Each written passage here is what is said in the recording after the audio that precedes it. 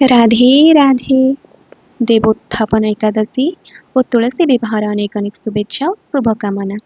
आज भीष्म पंचक व्रत और गरुड़ द्वादशी मध्य एपरी एक शुभ अवसर में आपण सहित ये भिडटी मैं सेयार करुच्ची।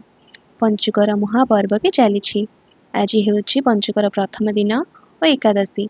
आज तुलसी माँ बह संपन्न होता। देखु प्रथमे मु पवित्र जल में माँ को स्नान कराइली। स्नान सारिबा परे तांको तिलक लगाई।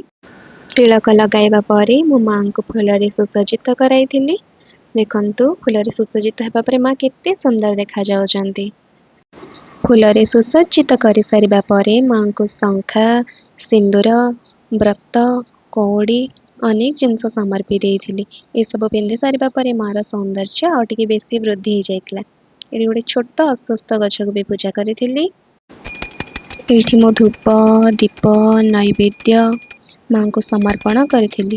कंचा क्षीर माँ को लगे। जेहेतु आज एकादशी तिथि थिला तो जल अर्पण करा जाए नहीं। तेणु मो माँ को कंचा क्षीर अर्पण करी। देखंतु पूजा सरिबा पर दृश्य केते सुंदर देखा जाउछि। चढ़ी मानकर किचिरी मिचिरी शब्द और छुणा धूपर बास्ना मन को सतरे आनंदित कर दौछि। जेहेतु आज तुलसी विवाहर पवित्र दिन थिला तो प्रभु श्रीकृष्ण को आनी मो माँ पाखरे विराजमान कराई और दुई जन को देखी मन को गोटे अपूर्व शांति मिलूला। आज दिनटी और आज पूजा सफल है। यापर मु रंगोली करी। मो रंगोली जदि आपण मानक भल लगी थाए ताले गोटे लाइक निहाती करेंगे।